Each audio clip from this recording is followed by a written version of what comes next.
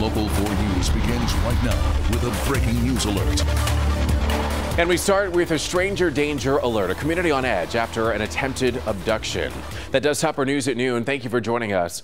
I'm Evrod Kasimi. This happened shortly before 9 this morning, right here on Redmond near Lappin on Detroit's east side. We're told that a 13-year-old girl and her 10-year-old brother were walking to school when that girl was grabbed. Local 4's Sean Lay has been following this breaking story for us this afternoon. And Sean, do police have anyone in custody? No, they're searching this area right now. In fact, here comes a police officer here. They're saturating this neighborhood of Redmond and Lapham just off 7 Mile on the east side here, looking for this tall African-American male armed with the gun. Let me walk you through it. The little girl, the 13-year-old and her little brother walking right here on the sidewalk. You see all this overgrown fence?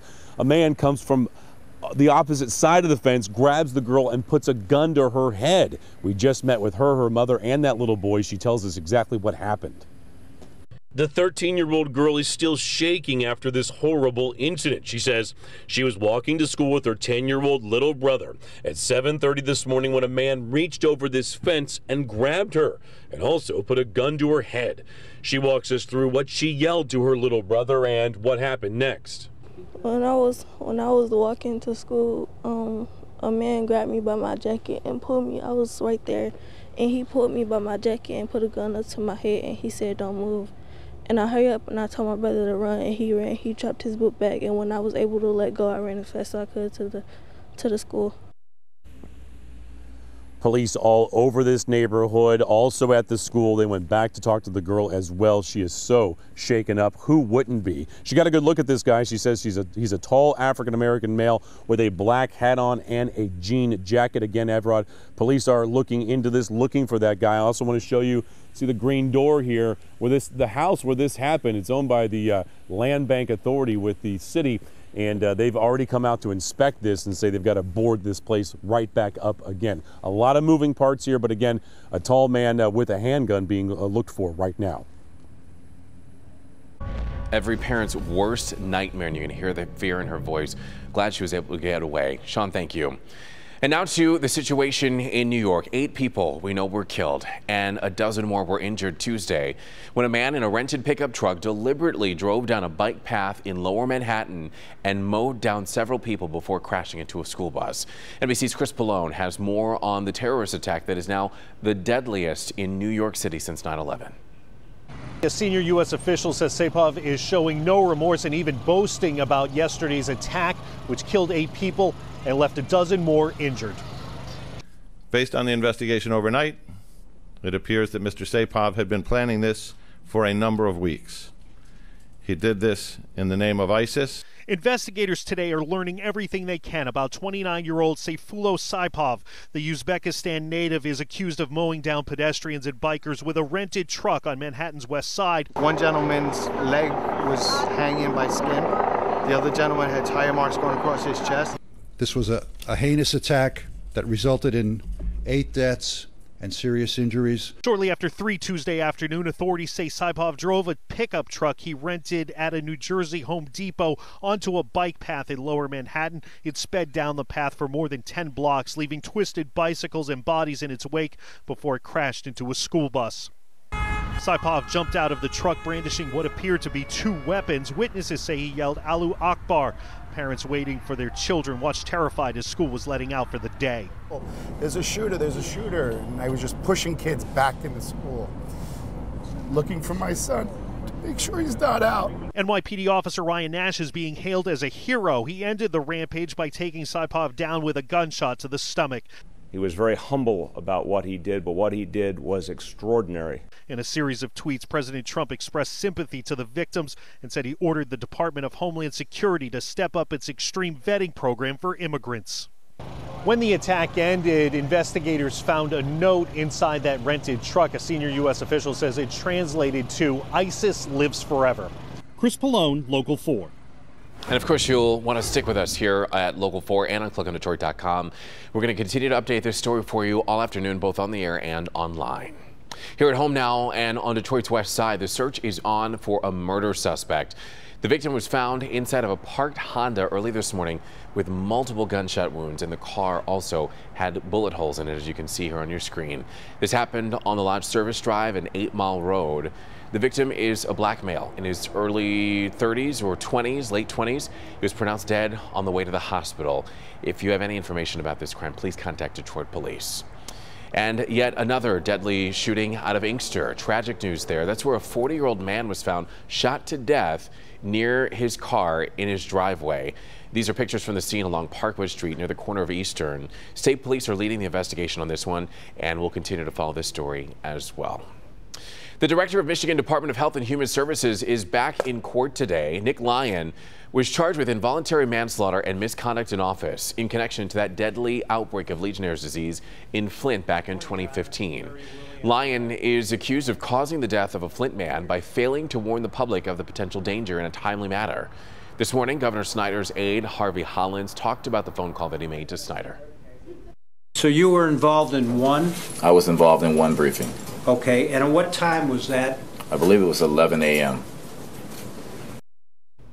Now, that hearing is still happening right now, and will determine if there's enough evidence to bring this case against Lyon to trial. Well, the numbers are in for the big three, their auto sales for the month of October.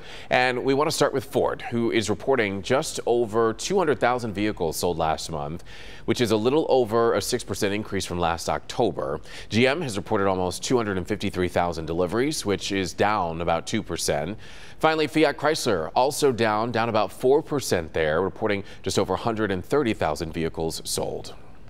Well, a surprise move now by the city of Detroit today after many successful years of the Angels Night campaign, which has been keeping the number of arsons in the city of Detroit down around Halloween. Well, now the city shifting gears a bit.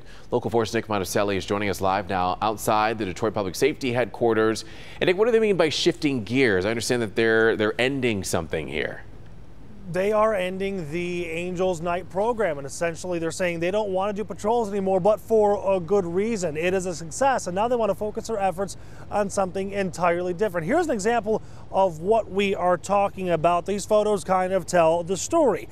For years, thousands of volunteers have been helping give Detroit kids a safe and fun place for Halloween, turning parks and precincts, buses, you name it, into festive attractions. Meanwhile, those Angel Night patrols have been continuing, attempting to deter arsons all over the city.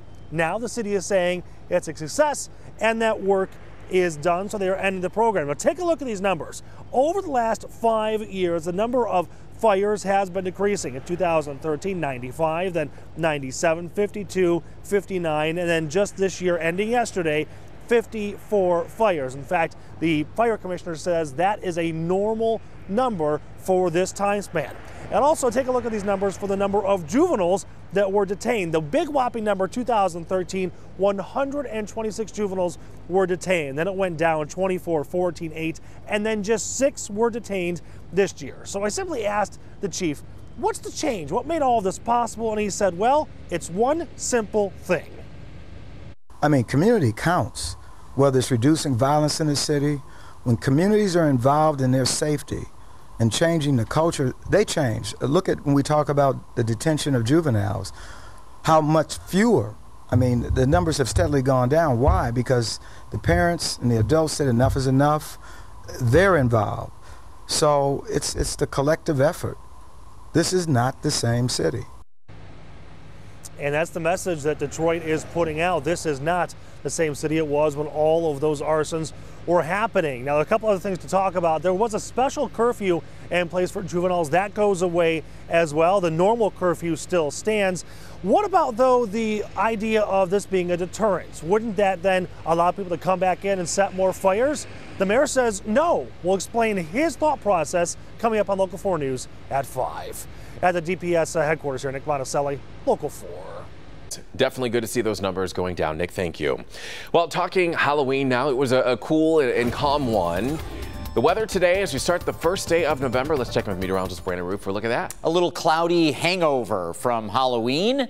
The clouds are keeping our temps down here as well. 39 right now in Pontiac, 41 Metro, 43 the warm spot here on the east-northeast part of the viewing area. Up into our north zone, along and north of M59, we have 43, up 94 from Mount Clemens to Port Huron, 41 in Monroe. The winds are out of the south, 5 to 12 miles an hour, not nearly as much of a nuisance as yesterday, but the clouds are really going to be an issue. We might see a couple of peaks of sun, but looking mainly at just getting into the middle 40s as we head through the afternoon. This evening, showers are moving in. Could see an isolated shower or two between now and 9 p.m., but after 9 p.m. or 10 p.m., some heavy showers moving in. Temperatures staying put. It's a warm front coming up. Right now, it is mostly dry with a couple of showers up over that Port Huron area, Evrod, but we'll track those night rain showers and 60s in the 7-day coming up. Alrighty, Brandon, thank you. Let's talk Christmas now.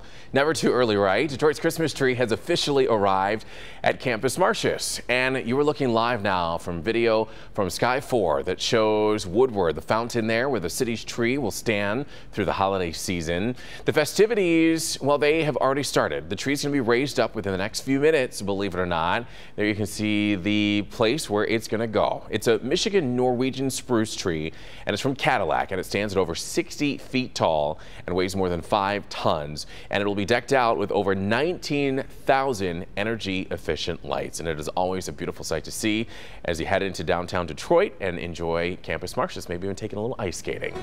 So to come here on Local 4 News at noon, as Rio showed us, every Olympic Games has its, well, I guess we can call them issues. So we're going to take a look at how South Korea is doing with just 100 days to go until the start of the Olympic Winter Games. Plus, controversial costume. Why one man's decision to dress up as a Ku Klux Klan member has many people upset. If you can't... NPR's top editor has been placed on leave indefinitely after accusations of sexual harassment were brought against him. NPR is now investigating claims made by 2 women who say that Michael Oreskes made unwanted physical contact with them while he was employed by another news organization almost 2 decades ago. The women were both journalists at the time of the alleged incidents. Now, this costume party at a North Dakota bar has taken an unfortunate turn over the weekend. Security cameras show an unidentified man hanging out at the bar in a full Ku Klux Klan costume, complete with the mask and all. Now, he was only there for about a half an hour, never ordered any drinks, never even took his mask off. The bar owner was not happy with the costume choice, saying that it was in very bad taste. Multiple people even saw the man at other bars in the area throughout the night. All right, well, still to come. It's 100 days until the Olympic Winter Games, and the countdown is officially on. So we're going to check in with the host country and city. Brandon? A little bit of a trade-off. 60s, but rain. It's rain. It's not snow. A couple of opportunities of seeing this trend as we head into the weekend. Next. Introduce.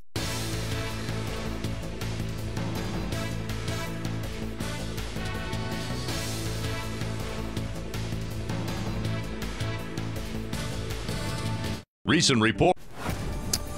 Welcome back to Local 4 News at noon and Local 4 Storm Pins. This app is free for you, and we love to see your pictures. I've been looking at all the Halloween pictures, the decorated pets, and this is some forest fog in Fenton yesterday from Storm Pinner Christy. Early morning backyard fog, and, well, I'll tell you what, that looks every bit of late fall and early winter, and that's kind of how it feels out there as we look at the Detroit skyline across the river from Windsor. 41 degrees, a little south wind at 11. Feels like 34, and the breeze is not real strong today, but it's enough to keep the mid-40s, probably feeling closer to 38, 40 degrees. So the jackets, maybe some gloves if you're going to be out for a little while today. The south winds, excuse me, 5 to 12, and that's just a sign of some warmer air coming up. It with the cloud cover today is going to take a little while for that warm air to get here. So through the evening hours, temperatures hold steady, if not rise a little bit.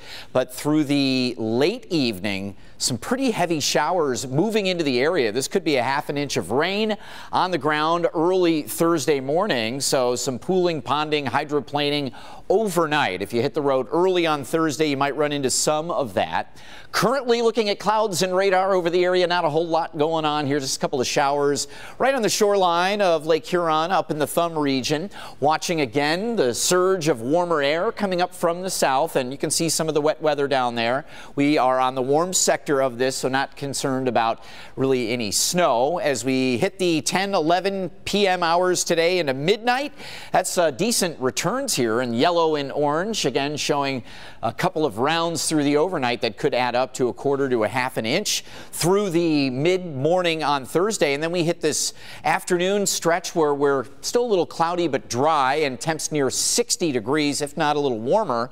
And then pre-cold front Thursday evening, another decent round of showers coming through.